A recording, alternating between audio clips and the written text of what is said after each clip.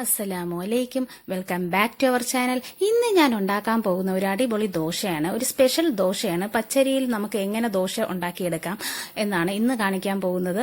പച്ചരിയിൽ ഒരു പുട്ടിന്റെ റെസിപ്പി ഞാൻ ചാനലിൽ ഇട്ടിട്ടുണ്ട്, അത് എല്ലാവരും ഒന്ന് കയറി കാണുക. ഇത് പച്ചരിയിൽ എങ്ങനെയാണ് നമുക്ക് ദോശ ഉണ്ടാക്കിയെടുക്കാം, ഒരു സിമ്പിൾ ആയിട്ടുള്ള ദോശ എങ്ങനെ ഉണ്ടാക്കിയെടുക്കാം എന്നാണ് ഇന്ന് കാണിക്കാൻ പോകുന്നത്. ഇതിന് ഉഴുന്ന് വേണ്ട, അതുപോലെ തലേന്ന് മാവ് കൂട്ടി വെക്കേണ്ട, ഒന്നും ചെയ്യണ്ട. എളുപ്പത്തിൽ നമുക്ക് ഇപ്പോൾ മാവില്ല എന്ന് വെച്ചിട്ട് ഒരു സങ്കടം പെടണ്ട. നമുക്ക് എളുപ്പത്തിൽ സിമ്പിളായിട്ട് പച്ചരി കൊണ്ട് നമുക്ക് ദോശ ഉണ്ടാക്കിയെടുക്കാവുന്നതാണ്. അത് എങ്ങനെയാണെന്ന് ഞാൻ ഇന്നിവിടെ കാണിച്ചു തരാം. അപ്പോൾ നമുക്ക് ഒട്ടും താമസിപ്പിക്കേണ്ട, നമുക്ക് വീട്ടിലോട്ട് കിടക്കാം.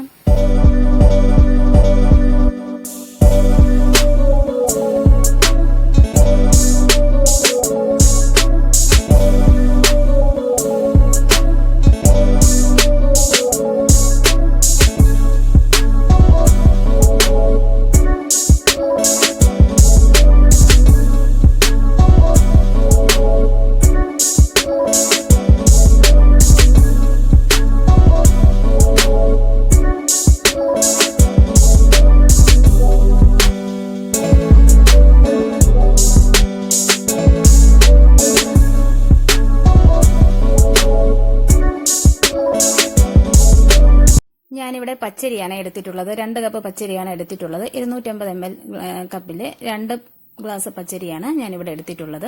നിങ്ങൾക്ക് ഇപ്പോൾ പച്ചരി ഇല്ലാന്ന് വെച്ചിട്ട് വിഷമിക്കേണ്ട. നിങ്ങൾക്ക് അരിപ്പൊടിയോ ഏതായാലും കുഴപ്പമില്ല, വറുത്തരിപ്പൊടിയോ വറുക്കാത്തരിപ്പൊടിയോ ഏതെങ്കിലും എടുക്കാവുന്നതാണ്. അപ്പോൾ ഞാനിവിടെ 2 കപ്പ് പച്ചരി കുതിർത്ത് വെച്ചിട്ടുണ്ട്. 5 മണിക്കൂർ കുതിർത്ത് വെച്ചിട്ടുണ്ട്. നല്ല രീതിയിൽ തന്നെ കുതിർന്ന് വന്നിട്ടുണ്ട്. അപ്പോൾ നമുക്കിതൊന്ന് അരച്ചെടുക്കണം. അരച്ചെടുക്കാനായിട്ട് ഞാൻ മിക്സിയിലെ ജാറിലിട്ട് കൊടുക്കുന്നുണ്ട്. അപ്പോൾ ഞാനിവിടെ പച്ചരി മിക്സിയിലെ ജാറിൽ ഇട്ട് കൊടുക്കുന്നുണ്ട്. ജാർ എടുക്കുമ്പോൾ വലിയ ജാറിനെ എടുക്കാൻ ശ്രമിക്കുക, അപ്പോൾ എല്ലാം കൂടി ഒരുമിച്ച് അരച്ചെടുക്കാൻ പറ്റും. അപ്പോൾ ഞാനിവിടെ പച്ചരി മിക്സിയിലെ ജാറിൽ ഇട്ട് കൊടുക്കുന്നുണ്ട്.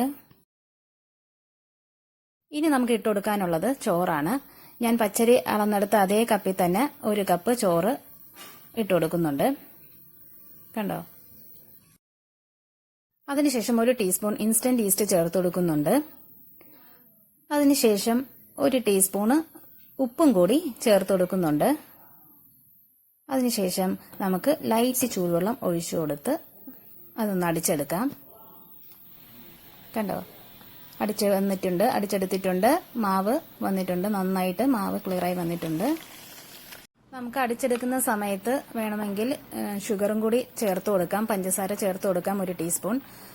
ആവശ്യമുള്ളവർക്ക് ചേർത്ത് കൊടുക്കാം, അല്ലാന്നുണ്ടെങ്കിൽ ഇത് സ്കിപ്പ് ചെയ്യാം. ഞാനിവിടെ ചേർത്തിട്ടില്ല. ഇവിടെ പഞ്ചസാര ആർക്കും ദോശയിൽ ഇട്ട് കഴിക്കുന്ന ഇഷ്ടമില്ല, അതുകൊണ്ട് ഞാൻ ചേർത്തിട്ടില്ല.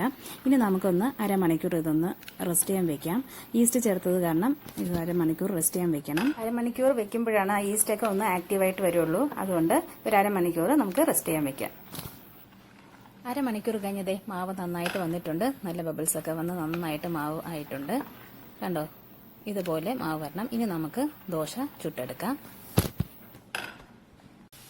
പാൻ ഒന്ന് ചൂടായി വരുമ്പം അതിലേക്ക് മാവ് ഒഴിച്ചു കൊടുക്കാം.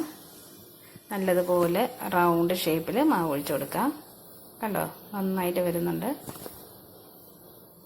നല്ലതുപോലെ ചൂടായി വരട്ടെ. 2 മിനിറ്റ് കഴിഞ്ഞ് ദോശ നല്ലതുപോലെ വെന്ത് വരുന്നുണ്ട്. ഇനി നമുക്ക് മറിച്ചിട്ട് കൊടുക്കണം. അപ്പോൾ നമുക്കിനി ദോശ മറിച്ചിട്ട് കൊടുക്കാം. നല്ലതുപോലെ ദോശ ഇളകി വരുന്നുണ്ട്, ഒട്ടും ഒട്ടിപ്പിടിക്കുന്നില്ല. കണ്ടോ? നല്ലതുപോലെ മറിച്ചിട്ട് കൊടുത്തിട്ടുണ്ട്. കണ്ടോ? നല്ല ചൂട് ദോശ റെഡിയായി വന്നിട്ടുണ്ട്. നല്ല പെർഫെക്റ്റ് ആയിട്ട് വന്നിട്ടുണ്ട്. നമ്മൾ ഉഴുന്ന് അരച്ച് എടുക്കും പോലത്തെ ദോശ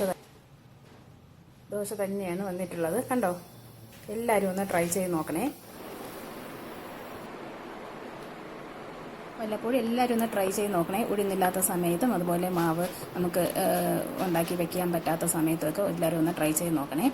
അപ്പോൾ വീഡിയോ ഇഷ്ടപ്പെട്ടിട്ടുണ്ടെങ്കിൽ ലൈക്ക് ചെയ്യുക, ഷെയർ ചെയ്യുക, സബ്സ്ക്രൈബ് ചെയ്യുക, കമൻറ്റ് ചെയ്യുക. എല്ലാവരും ഒന്ന് സപ്പോർട്ട് ചെയ്തേക്കണേ. ഇനിയും പുതിയ വീഡിയോ മറ്റു വരുന്നവരെ tata bye bye, see you, thanks for watching, by.